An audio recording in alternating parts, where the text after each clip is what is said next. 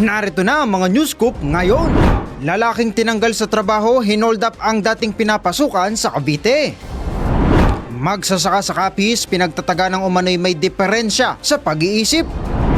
Grade 12 student nakapagkita sa lalaking nakilala niya online, natagpo ang patay sa isang lodging house. Barangay chairman patay sa pamamaril sa harap ng kanyang bahay sa Ilocos Norte. Carlos Yulo diretsang inamin na malinis ang kanyang konsensya kahit binabas siya. At Andy Eigenman, niresba ka ng basher na tinawag siyang dugyot.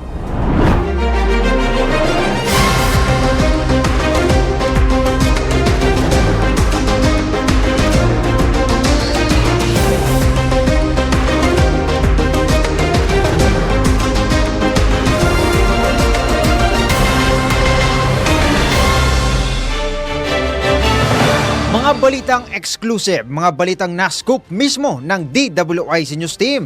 Ito ang DWIC News Scoop. Ako si Angelo Bainyo at narito na mga news scoop ngayon. Lalaking tinanggal sa trabaho, hinold up ang dating pinapasukan sa Cavite. Narito ang news scoop. Kalaboso ang isang 23 anyos na lalaki sa pang-hold up sa dati niyang pinapasukan na lechon manukan sa Imos, Cavite. Sa kuha ng CCTV sa establishmento, pumasok ang sospek at tinutukan ng patalim ang empleyado at dinala sa banyo. Matapos nito ay tinangay ng sospek ang kita ng tindahan ng manok at agad na tumakas gamit ang ibinuk na ride-hailing app. Sa investigasyon ng Bacoor Police, tinangay ang 21,000 pesos na kita ng tindahan. Nakilala naman ang empleyado. Mabilis namang nasundan ng mga pulis ang sospek sa tulong na rin ng CCTV. Lumalabas umano na paghihiganti ang motibo ng sospek kaya niya nagawa ang pang-hold up. Ito'y matapos hindi matanggap ang sweldo sa lechonan. Nabatid na palaging kulang ang benta ng manok at nangungupit din umano ang sospek kaya siya tinanggal sa trabaho. Nakakulong na at nasampa ng kasong robbery ang sospek. Magsasaka sa Capiz, pinagtataga ng umano'y may diferensya sa pag-iisip. Narito ang news scoop ni Daryl Justin. Tinaga hanggang sa mapatay ang isang lalaki ng kanyang kalugar na umano'y may diferensya sa pag-iisip sa Tapas, Capiz. Kinilala ng otoridad ang biktima na si alias Totong, 33 anyos, isang magsasaka. Sa salaysay ng mga saksi sa Tapas Municipal Police Station, abala ang biktima sa paggawa ng kanal sa kanyang sakahan nang bigla na lamang dumating ang suspect na armado ng itak. At pinagtataga ng suspect ang walang malay na magsasaka sa iba't ibang parte ng katawan na naging sanhi ng agaran nitong kamatayan. Matapos ang krimen ay mabilis na tumakas ang suspect sa hindi malamang direksyon. Ayon pa rin sa mga saksi na nakakakilala sa salarin, may problema umano sa pag-iisip ang suspect at kapag sinumpong ay nagiging bayolente ito. Tinutugis naman na ng pulisya ang suspect na kilala sa alias Baste, 35 anyos. Call center agent sa Negros Occidental patay matapos sumalpok sa tricycle. 3 pang katao sugatan. Narito news scoop ni Judith Estrada Larino. Isang call center agent ang nasawi at 3 iba pa kabilang ang isang 3 taong gulang na bata ang nasugatan sa banggaan ng motorsiklo at tricycle sa Bagos City, Negros Occidental. Kinilala ng pulisya ang nasawi ni si John Paul Montaño, 25 anyos.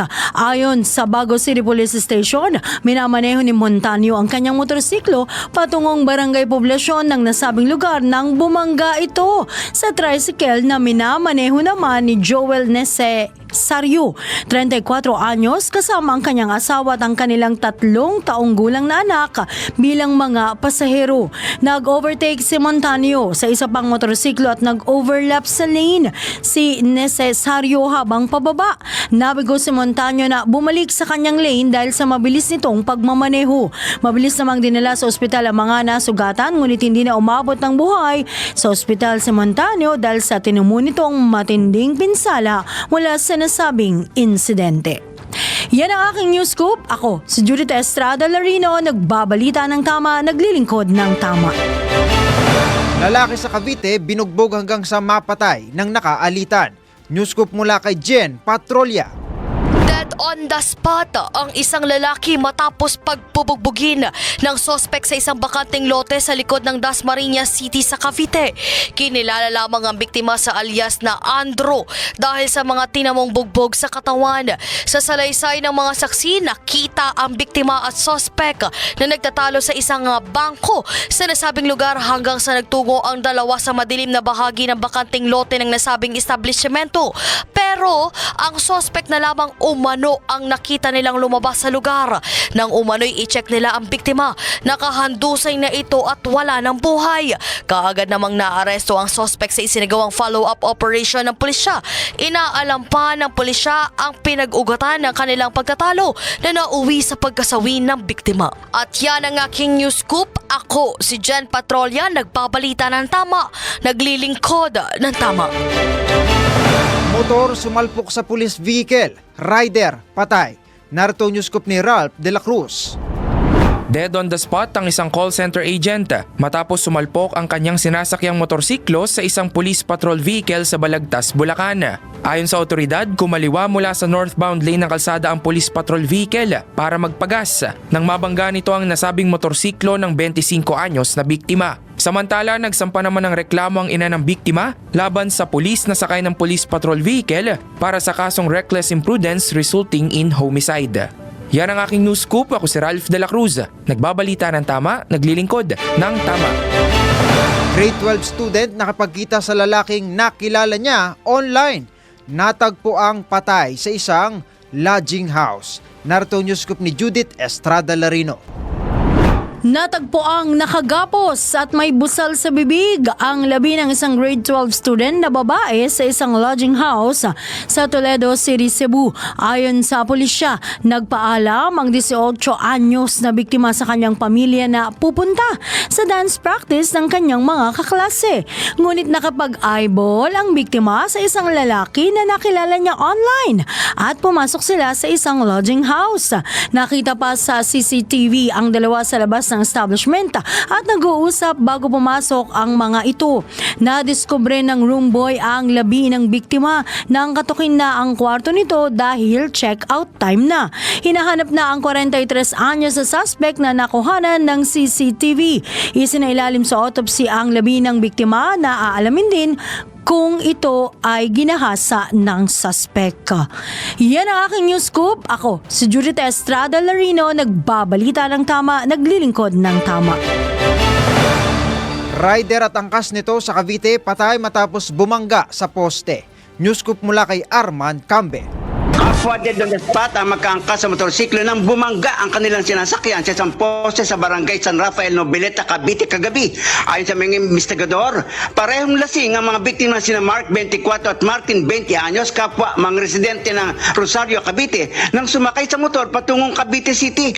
Pagsapit umano sa National Highway dahil sa bilis ng takbo na walan umano ng kontrol sa manibela si Mark at tuloy-tuloy na bumangga sa poste na nasa gilid ng kalsada. Agad na namatay ang dalawang biktima.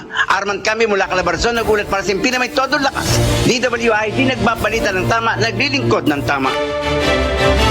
Carlos Yulo diretsang inamin na malinis ang kanyang konsensya kahit binabash siya. At Andy Eigenman, niresbaka ng basher na tinawag siyang dugyo. Alamin sa I-Spotted Report ni Anton.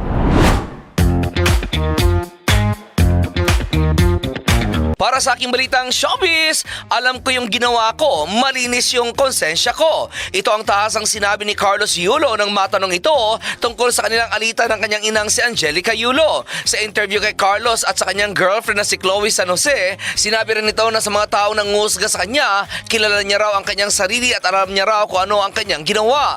Malinis umano ang kanyang konsensya, lalo na at hindi naman daw siya kilala ng mga ito at hindi nakita ng mga ito kung paano siya nag-training, kaya't hindi raw siya apektado at nasasaktan sa mga sinasabi ng mga ito dahil hindi naman daw siya natatamaan ng masasakit na salitang ibinabato sa kanya.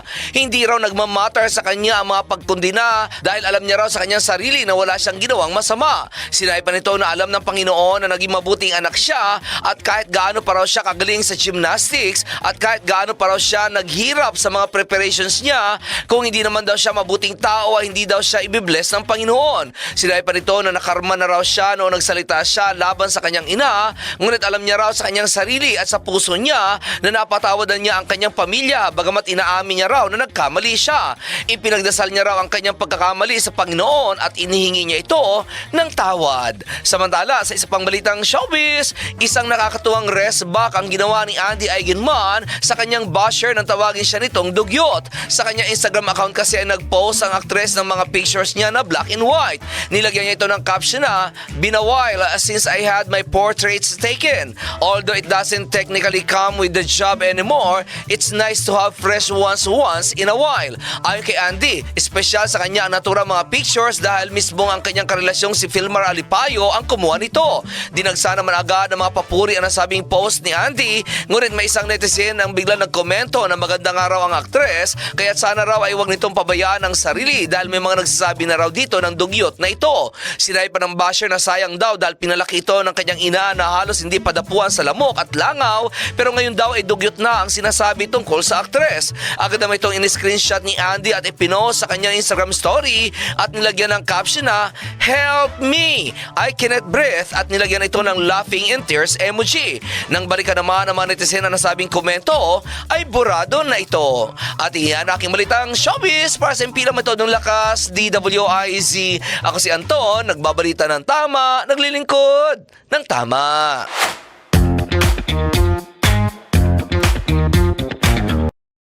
Huwag pahuhuli, huwag papayag na wala kang alam kapag viral na, kapag trending na. Alam agad sa DWIZ News Feed.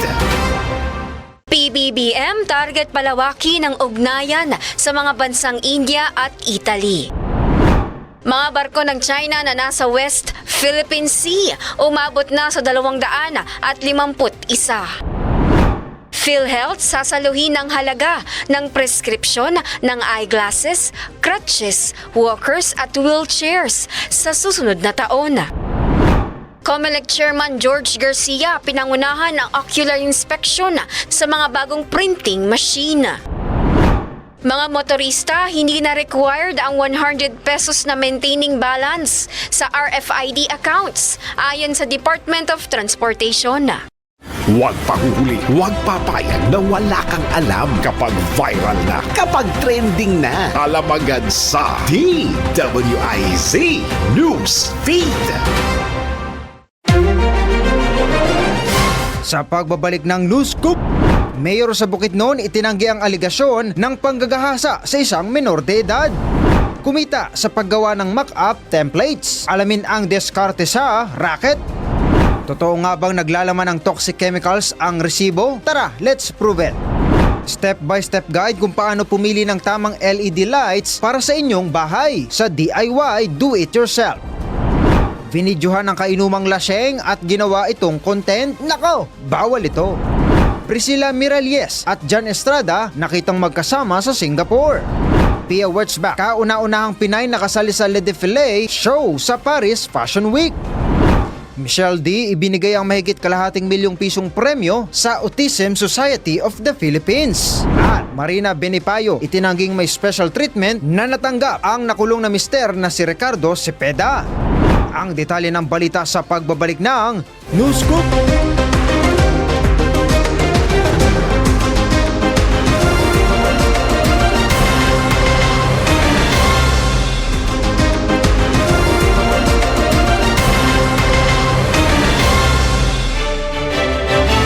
Mahigit 500 bangkero sa Boracay nangangambang mawalan ng trabaho dahil sa planong pagtatayo ng Boracay Bridge. Narito ang news scoop ni Richard Bertuso. Nangangamba ang nasa 500 na mga bangkiro sa isla ng Boracay na mawala ng trabaho kapag natuloy ang isinusulong na Boracay Bridge na magkukonekta sa isla at sa mainland Malay dito sa Aklan. Mababatid na sa negosasyon ngayon ng Department of Public Works and Highways at ng pribadong kumpanya ang unsolicited project sa ilalim ng public-private partnership ayon sa Katiklan Boracay Transport Multipurpose Cooperative na nag-ooperate ng bangka patawid at paalis ng Boracay. Milyon-milyon pa ang minabayar nilang utang sa bangko matapos silang obligahin ng gobyerno nitong 2022 lang na i-modernize ang kanilang mga bangka. Mula dito sa DWIZ, NOS FM 89.5 Western Visayas. Richard Cordero Bertuso, nagbabalita ng tama, naglilingkod ng tama. Mayor sa Bukidnon itinanggi ang aligasyon ng panggagahasa sa isang menor de edad. Newscoop mula kay G. Apyag. Wala nang makapigil sa pagtakbo sa pagkagobernador ng Bukidnon ang kasalukuyang mayor ng Pangantukan na si Miguel Silva Jr. ngayong darating na election 2025. Ito kahit mayroong kasalukuyang issue laban sa kanya ng panghahalay ng isang minor de edad. Ngunit ayon sa kanya, politically motivated ang lahat na ibinato sa kanya. Ayon kay Mayor Silva na malaking kasinungalingan daw ang issue ng panghahalay laban sa kanya kaya inatasan na niya ang kanyang legal team na gawin ang lahat na paraan para kontrahin ang aligasyon laban sa kanya. Napag-alamang si Rogelio Neil Roque ang kasalukuyang gobernador ng Bukidnon na siyang pumutol ng ilang taong pagkahari ng mga subiri sa nasabing probinsya. Mula dito sa 93.5 DWIC News FM Northern Mindanao, G. Apyag, nagbabalita ng tama, naglilingkod ng tama. Barangay chairman patay sa pamamaril sa harap ng kanyang bahay sa Ilocos Norte. Narito ang Newscoop.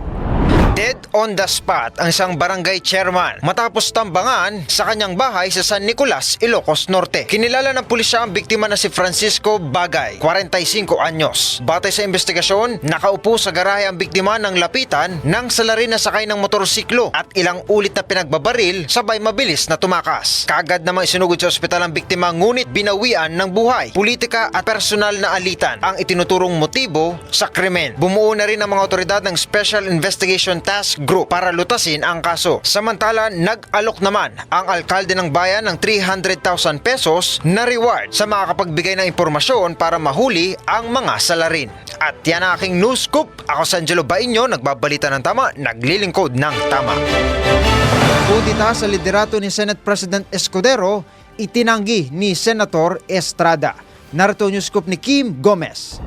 Itinanggi ni Senate President Pro Tempore Jinggoy Estrada na may umuugong na kudita o pagpapalit ng liderato ng Senado. Pinabulaanan din ng senador ang haka-hakang papalitan niya sa pwesto si Senate President Chis Escudero. Paglilinaw ni Senator Estrada, kontento na sila sa liderato ni SP Escudero. Iginit pa ng senador na wala siyang balak na maging Senate President at wala ring umiikot na papel para mangalap ng suporta sa mga kapwa-senador para maitalaga siya bilang leader ng Senado. Matatanda ang umugong din ang pangalan ni Senator Estrada noong napabalitang may planong kudita laban kay dating Senate President Mig Zubiri bago siya tuluyang palitan ni SP Escudero noong Mayo. At yan ang aking news scoop. Kim Gomez, nagbabalita ng tama, naglilingkod ng tama.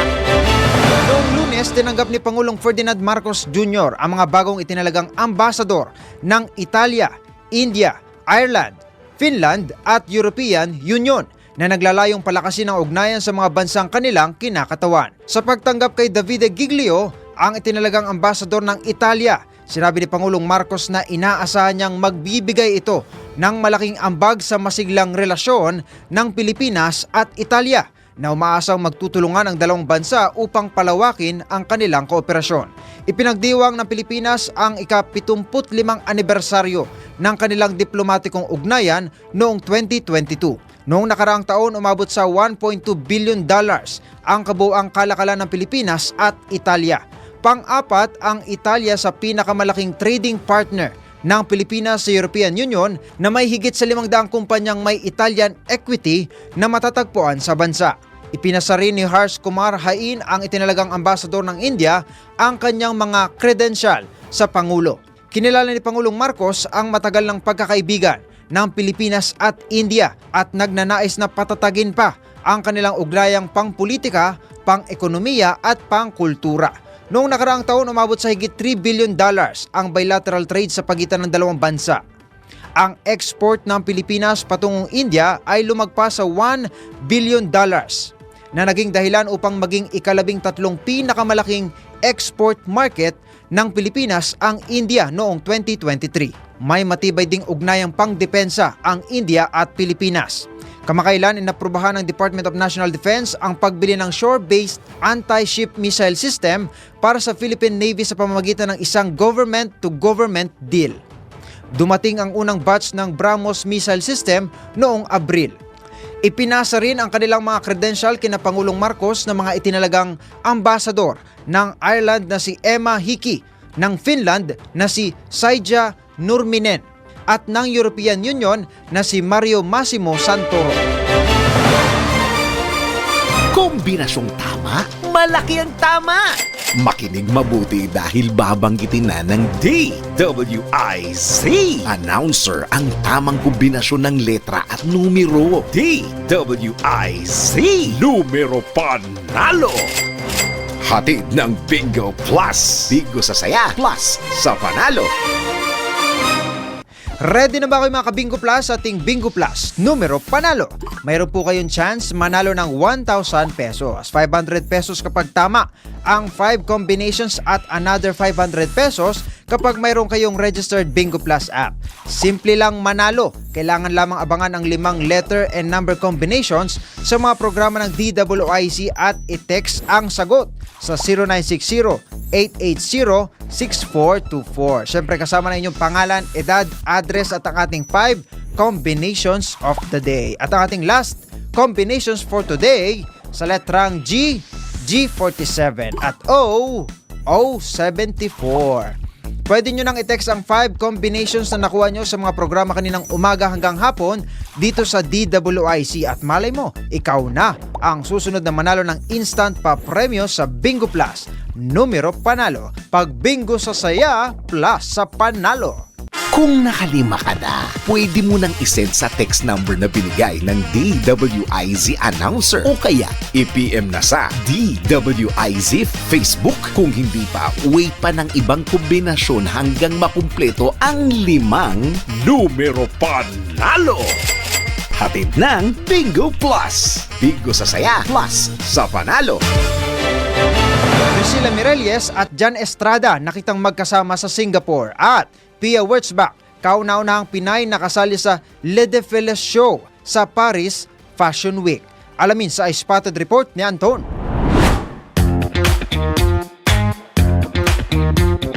Para sa aking balitang showbiz, marami sa mga netizen na nagtatanong kung nagkabalikan na ba ang mag-asawang Priscilla Mirelles at Jan Estrada. Ito'y dahil nakita silang magkasama at nanood ng F1 Singapore Grand Prix 2024. Bagamat solo-solo lang ang mga picture na ipinopost ng dalawa, ngunit may isang picture na magkasama ang mga ito sa isang sasakyan, ngunit hindi naman magkatabi. Sa Instagram account ng Priscilla, una ito nag-post ng picture sa kanyang dinaluhang event noong September 20, 2024. Kinabukasan ay mula ito nag-post ng isa pang picture at huling post nito ay noong September 2022.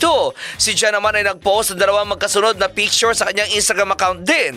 Dahil dito kung kaya't dinagsa ang dalawa ng tanong kung nagkabalikan na ba ang mga ito, ngunit ni isa sa mga tanong ay hindi sinagot ng mga ito. Ngunit isa sa mga follower ni Priscilla ay nagkomento na magkasama ang dalawa at nakita niya ito sa isang post sa FB. Agad naman nagpaliwanag si Priscilla at sinabi nito ng work lamang ang dahilan kaya't nakita sila magkasama ni Jan sa isang sasakyan. Samantala, sa isa pang balitang showbiz, gumawa na naman ang history si Pia Wurtzbach matapos na maging kauna-unahan itong Pinay na rumampa sa Le Défilé Walk Your Worth show sa Paris Fashion Week.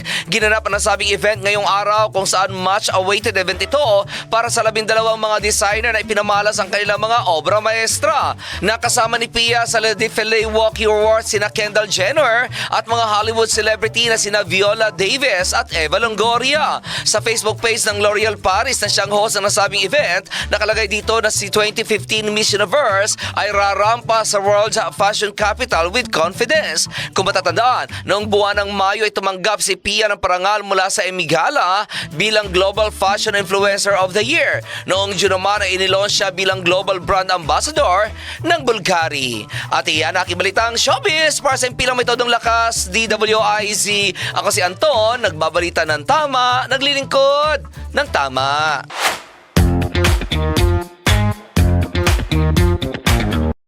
Huwag pahuhuli, huwag papayag na wala kang alam kapag viral na, kapag trending na. Alam agad sa DWIZ News Feed.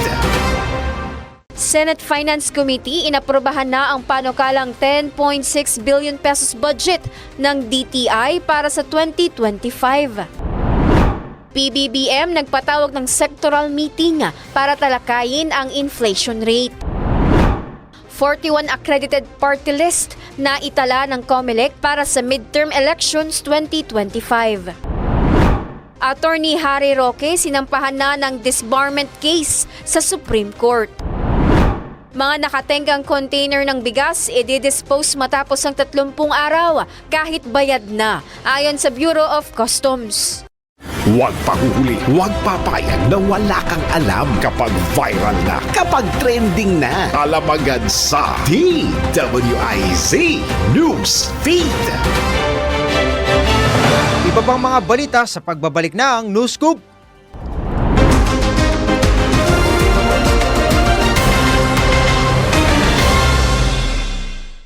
Pinakahuli, pinaka-latest, pinaka-napapanahon. Whether we like it or not, ito ang magiging DWIZ Weather Report. Pilipinas, nagbabalik ang News Scoop sa oras na 20 minuto bago mag-alas 5 ng hapon. Silipin at alamin na natin ang magiging lagay ng panahon mamaya at bukas. Kasalukuyan pa rin pong iiral ang easterlies o yung mainit na hangin na nagmumula sa karagatang Pasipiko na makakaapekto sa Timog Luzon, Visayas at Mindanao. Ibig sabihin sa mga nabanggit na lugar, asahan natin ng partly cloudy to cloudy skies with isolated rain showers at thunderstorms. Gayon naman sa Metro Manila at nalalabing bahagi ng bansa, partikular na ang northern at central Luzon, kaparehas na kondisyon din ang mararanasan. Generally fair weather po tayo mamaya hanggang bukas ng buong araw. Dulot naman po ang mga localized thunderstorms at rain showers doon nga po ng localized thunderstorms. So inaasahan natin na hindi naman lalakas at hindi rin tatagal ang mga pag-ulan na maaaring maranasan bukas, lalo na sa dakong hapon at gabi na kanina lang ay naranasan natin dito sa Kalakhang, Maynila. Silipin natin ang magiging lagay ng panahon sa mga pangunahing lungsod sa ating bansa. Unahin natin po ang Metro Manila. Kasalukuyan 29 degrees Celsius at mostly cloudy ang weather conditions na mararanasan. May mga thunderstorms na maaaring matapos mamayang alas 7 ng gabi. Inaasahan natin evening to overnight. Fair weather, maayos at makalmado ang simoy na hangin na mararanasan natin sa Metro Manila. 27 to 28 degrees Celsius po ang magiging lagay ng temperatura. Sa Metro Cebu naman, partly cloudy skies tayo sa 31 degrees Celsius. No, hindi natin maiiwasan ng mga pag-ulan na mararanasan natin lalo na sa hapon at gabi. Pagsapit naman mamaya, asahan natin na may mga konting thunderstorms. Mataas ang chance na pag-ulan sa 68%. Pagsapit naman overnight, cloudy skies, 24 degrees Celsius. At sa Metro Davao naman, 28 degrees Celsius, cloudy conditions kasalukuyan na nararanasan ating mga kababayan. May mga pag-asa, may mga chance ng heavy to torrential rainfall at times na maaaring maranasan sa mga susunod na oras. Pero pagsapit naman, overnight 26 degrees, kalmado ang panahon pero asahan po mga pag-ulan. Mataas ang chance ng pag-ulan ngayon sa Metro Davao. Dulot pa rin po ito ng localized thunderstorms at konting epekto na rin po ng easterlies. Lulubog ang araw mamaya sa ganap na alas 5:51 po ng gabi at asahan po nating muling sisikat ito bukas sa ganap na alas 5:45 ng umaga. Sa oras na 43 sandali, makalipas ang alas 4 ng hapon, yan po ang aking weather report, whether you like it or not. Singit ko lang po happy birthday po kay Lady Eliza, anchor po ng Pilipinas Ngayon Na, at happy birthday din kay Kuya Cyrus Kanya, ang aming DWIZ at Aliw Messenger. Pagkatapos po ng News Scoop, abangan ang Sulong na Bayan kasama si Miss Loli Acosta sa radyo at online at ang Newswatch Plus naman sa Aliw Channel 23. Ako po si Daryl Justin, nagbabalita ng tama, naglilingkod ng tama. Pinakahuli, pinaka-latest, pinaka-napapanahon. Whether we like it or not, DWIZ Weather Report. Huwag pahuhuli, huwag papayag na wala kang alam kapag viral na, kapag trending na. Alam agad sa DWIZ News Feed. Deliberasyon sa 2025 proposed budget ng Office of the Vice President ipinagpaliban. Presyo ng bigas inaasahang bababa sa January 2025 ayon sa Department of Agriculture. Sugar Regulatory Administration nagdesisyon na ibalik ang clearance fees sa 30 pesos hanggang 50 pesos per kilo per bag. COMELEC nag-inspeksyon sa venue ng filing ng COC sa Manila Hotel. Vice President Sara Duterte pinagbibitiw ng ilang kongresista sa kanyang posisyon. Huwag pahuhuli, huwag papayag na wala kang alam kapag viral na, kapag trending na. Alam agad sa DWIZ News Feed. AIX payout sa Mabalacat, Pampanga, pinamunuan ni Senator Lito Lapid. Narito ang special report.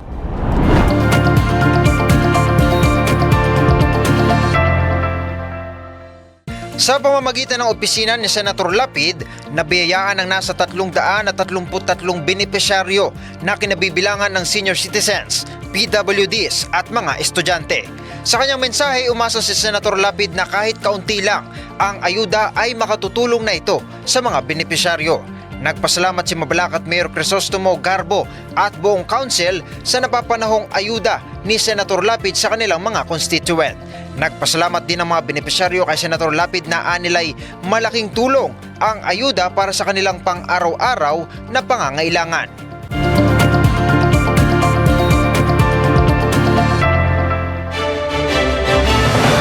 Kumita sa paggawa ng mock-up templates ang diskarte sa racket.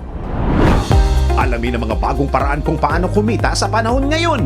Nang legal ha, eto na ang racket. Isa ka rin ba sa mga nag-iisip ng pwedeng mapagkakakitaan?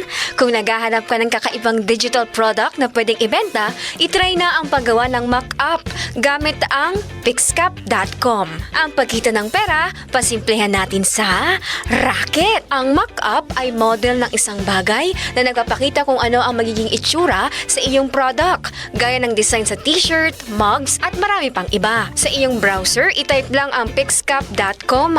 Piliin ang sample mock-up na swak sa produkto mong binibenta at i-upload ang iyong logo o design. Ilang minuto lang, meron ka ng sample. Dito, pwede mong i-customize ang mga elements gaya ng kulay, text at iba pa. Kaya kung may free time ka, itry mo na. Sabi nga diba, hindi napupulot ang pera. Totoo nga bang naglalaman ng toxic chemicals ang resibo? Tara, let's prove it. Bago maniwala sa mga claim-claim na yan, patunayan na yan sa Let's Prove It! Sabi nila, huwag mo daw hahawakan ng resibo dahil madumi daw ito. Totoo nga ba ang claim? Tara, let's prove it! Ayon kay Dr. Tanya Elliott, board-certified internal medicine specialist at allergist, na karamihan sa mga resibo na gumagamit ng thermal paper ay naglalaman ng bisphenols o BPA na madaling ma-absorb ng balat patungo sa bloodstream. In short, ang mga chemical na ito ay toxic. Sa isang pag-aaral, ipinapakita na 80% ng resibo ay naglalaman ng toxic BPA. Ang BPA ay isang hormone, disruptors na nakakaapekto sa fertility, hormone balance at nagpapataas ng risk ng cancer. Sa katunayan, noong 2020, ipinagbawal ng Europe ang paggamit ng BPA sa thermal paper dahil sa toxic chemicals na nakakaapekto sa kalusugan ng tao. Kaya naman payo ng mga eksperto, mas mabuting humingi na lamang ng email receipt kaysa thermal receipt. Paano pumili ng tamang LED lights para sa bahay? Alamin sa DIY Do It Yourself. Kayang-kaya mo ang kahit na ano kung ikaw mismo ang gagawa nito. Let's learn new things sa DIY Do It Yourself.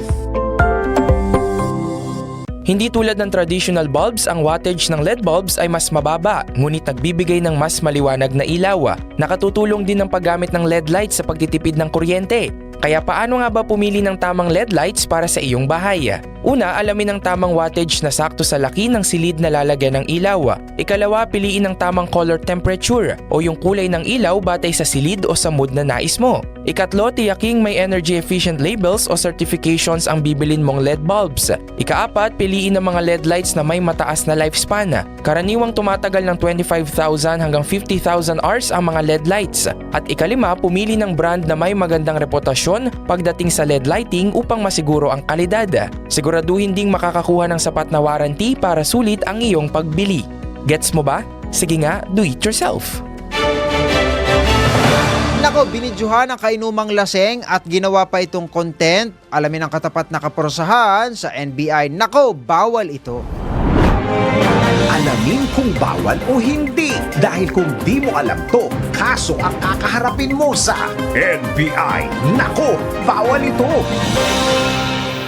Palihim na binidyohan ang lasing na kainuman at ginawa pang content sa social media? Nako, bawal ito. Tila likas na sa mga Pinoy ang magkaroon ng inuman session kahit walang okasyon. Ngunit paano kung binidyohan mo ang kasama mong lasing na, in-upload mo pa sa social media? Ang ending, napahiya siya. Nako, alam mo bang labag sa batas yan? Base sa Data Privacy Act of 2012, may tuturing na isang krimen ang unauthorized processing of personal sensitive information, lalo na kung walang consent o hindi nagbigay ng pahintulot ang taong nasa video na in-upload. Dagdag pa ng National Privacy Commission na dapat pa ring respetuhin ang data privacy ng isang tao kahit na siya ay nasa pampublikong lugar. Ayon sa batas, ang sinumang masangkot sa ganitong aktibidad ay maring mabilanggo ng hanggang 3 taon at magmulta ng hanggang 2 milyong piso. Kaya naman, repa, huwag mag-take advantage sa iba. Lasing na nga, pagtitripan mo pa. Inuman lang, drink responsibly para hindi ka masabihan ng, nako, bawal ito. Taguig at Pampanga nakamit na ang ikalimang panalo sa 2024 President's Cup ng NBL. Naritong Sports News. Sa mundo ng palakasan, ang latest malalaman sa DWIZ Sports News. Nagpapatuloy ang pag-arangkada ng 2024 NBL President's Cup. Muling ginanap ang Sunday doubleheader sa Colegio de Sebastian sa Pampanga kung saan sa unang laro, nagwagi ang Taguig Generals kontra sa Valenzuela Workhorses. Ang final score, 95-64. Si Jonathan Lontok ang nanguna sa Generals at gumawa ng 26 points, 10 rebounds at 5 assists. 5-1 na ang win-loss record ng Generals habang nananatiling winless ang Workhorses sa 0-6. Sa second game, all smile sa mga Kapampangan dahil muling nanalo ang Tikas Kapampangan sa kanilang baluarte kontra sa Nueva Ecija Granary Buffaloes sa final score na 109-96. Gumawa si Player of the Game Lancer Khan ng 27 points, 7 rebounds, 6 assists at 4 steals upang maiuwi ng Tikas ang panalo. 5-1 na rin ang record ng Tikas Kapampangan habang 1-5 naman sa Granary Buffaloes. Huwag magpapahuli sa mga exciting games na dala ng 2024 NBL President's Cup na mapapanood ng live at exclusive sa Aliw Channel 23 nationwide. At yan ang Sports News. Ako si Daryl Justin, nagbabalita ng tama, naglilingkod ng tama. Michelle D. ibinigay ang mahigit kalahating milyong pisong premyo sa Autism Society of the Philippines. At Marina Benipayo, itinangging may special treatment na natanggap ang nakulong na mister na si Ricardo Cepeda. Narito ang eye-spotted report ni Anton.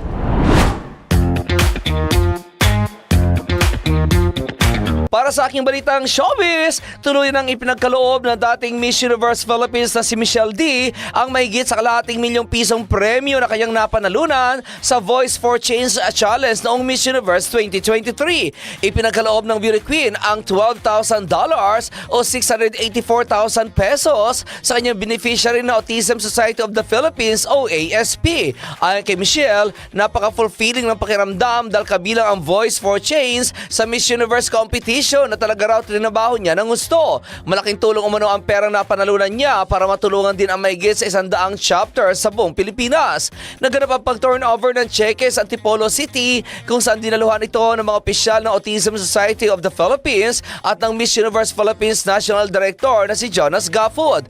Ang presidente mismo ng ASP na si Mona Magnovelos ang tumanggap ng nasabing cheque mula sa Beauty Queen. Samantala, sa isa pang balitang showbiz, walang special treatment na natanggap ang aktor na si Ricardo Cepeda nang makulong ito sa kasong syndicated estafa. Ito ang kinumpirma ng karelasyon ng aktor ngayon, ang dating Beauty Queen na si Marina Binipayo. Ayon sa dating Beauty Queen, bagamat may mga kakilala sila pero hindi umano sila lumapit dito dahil may hiya sila. Kahit na nangyari umano ang pagkakakulong ni Ricardo noong time na may mga kakilala pa sila, nahiya silang lumapit sa mga ito. Hindi rin umano nila alam kung sino ang lalapitan nila ng panahong iyon, lalo na at hindi rin nila alam ang justice system, kaya't alam daw ni Ricardo na wala ito natanggap na special treatment. Dahil dito kung kaya't mas pinili na lang nila na ilaban ang kaso at idaan lahat sa dasal dahil naniniwala umano sila na walang kasalanan si Ricardo. Kilala na sila ng mga taong manalapit sa kanila na hindi naman sila mayaman at simple lang ang kanilang pamumuhay. Ang medyo nakakasakit lang daw ng loob ay dahil minsan umano may mga tao na nag-assume na talaga may kasalanan si Ricardo at sana raw ay hindi nangyayari ang ganong klase ng pag-uugali. At iyan aking balitang showbiz para sa impilang metodong lakas, DWIZ. Ako si Anton, nagbabalita ng tama, naglilingkod ng tama.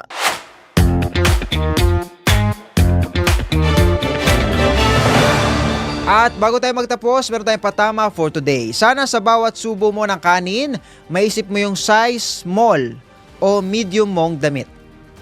Bato-bato sa langit ang tamaan awit.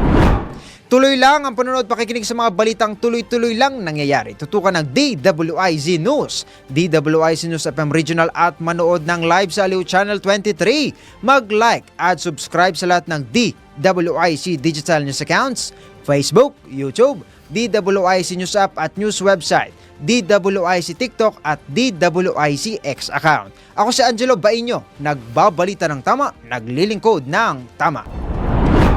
Mga balitang scoop exclusive! Mga balitang nangyayari pa at gusto mo malaman kung ano na ang latest scoop. Mga balitang hindi mo dapat bitawan at kailangan ng tutok.